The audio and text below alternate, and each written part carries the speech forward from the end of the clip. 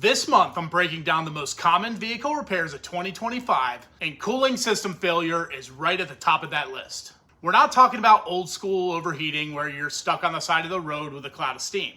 We're talking about the quiet failures, leaking plastic houses, failed sensors, and degraded chemistry that land cars in a shop for expensive, avoidable repairs.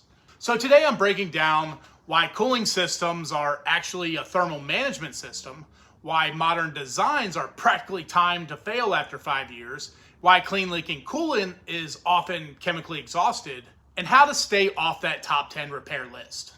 Most of these repair bills were preventable. Most people think the cooling system job is just to keep the engine from getting too hot, but that's only half the story. The real job is thermal stability. Modern engines are precision instruments. They're designed to run in a tight window, usually 190 degrees to 220 degrees Fahrenheit. In that window, fuel vaporizes for a clean burn. Oil reaches its engineered viscosity, and emission systems stay in a closed loop. This is the temperature range where your sensors and catalytic converter actually operate at peak efficiency. Internal metal clearances are exactly where they need to be. Too cold is a disaster for efficiency. Too hot is a disaster for structural integrity. The cooling system is a balancing act. It moves heat, regulates flow with the thermostat, and maintains pressure to raise the boiling point. When that stability breaks, everything else begins a slow, quiet decline. All right, let's jump in with reason number one, the plastic fatigue loop. Modern cooling systems are a graveyard of plastic. Thermostat housings, expansion tanks, quick connect fittings. But here's the problem. Engineers love plastic for weight. Manufacturers love it for cost. But plastic has a different expansion rate than aluminum that is bolted to. Every heat cycle, we're talking thousands over 5 years, cause these materials to fight each other. The plastic becomes brittle. It doesn't break when you're driving it. It stays ready to snap the moment you hit a pothole or a temperature spikes. All right, and reason number two, chemistry versus appearance. Oil turns black. Brake fluid turns brown. Coolant? It can look perfect while it's chemically dead. Coolant is basically a cocktail of additives. Corrosion inhibitors that prevent the engine from eating itself. Lubricants keep the water pump seal face from running dry, preventing the friction and heat that lead to premature leaks. pH buffers keep the fluid from becoming acidic. And cavitation suppressors that prevent tiny vacuum bubbles from pitting your metal components. Once these additives deplete, and they will deplete after 5 years, the chemistry doesn't care if the fluid still looks green or orange, it's now an acid bath. Now, I've had more than one customer tell me, I've always just used water, it's the best heat conductor. Technically, they're right. Pure water is excellent at moving heat. But as a system fluid, it's a failure for two reasons. Pure water boils at 212 degrees Fahrenheit. In a modern engine that wants to live at 210 to 220, you have zero margin for error. Coolant isn't just antifreeze, it's anti-boil.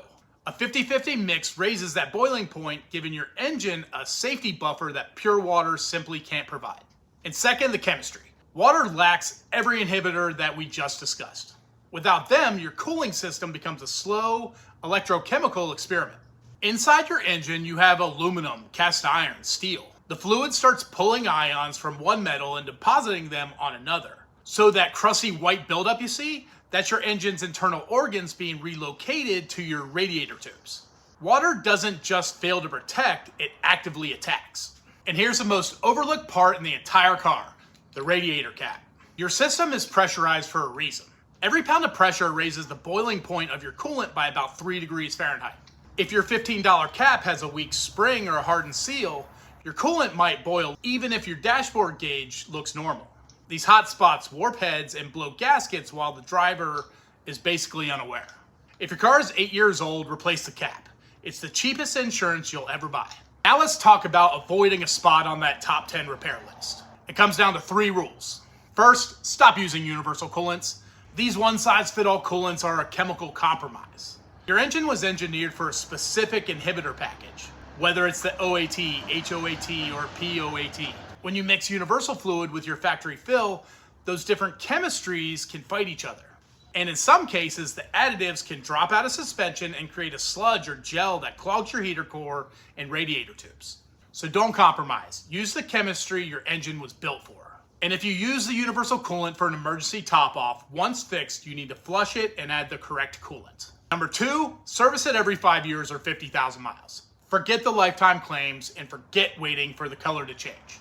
By the time the fluid looks dirty, the pH buffers are already gone and the chemistry has turned acidic. Chemistry is invisible until the damage is done, so you need to move from guessing to knowing. You can buy a pack of these pH strips fairly cheap. Dip a strip in your cold radiator. If it shows the pH has dropped below 7, the fluid is no longer protecting your engine, it's actively attacking it. Service the system while the fluid still looks good. That's the only way to keep the internals looking new. And last, treat plastic cooling parts as wear items. If your car is 8 to 10 years old and you're already in there replacing a water pump, don't put the old plastic thermostat housing or brittle quick connect fittings back on. They have a finite number of heat cycles before they fail. Replace the whole ecosystem, not just the broken part. Most engines don't die from old age. They die because a $20 plastic connector or a $15 pressure cap failed and the driver didn't even see it coming.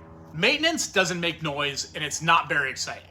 But understanding how these systems fail is the only way to keep a car on the road for 300,000 miles. If you want the data-driven truth on how to keep your machine alive, stick around. Because at the end of the day, physics always wins. I'm Chris from Beachside Auto Parts. Thanks for watching.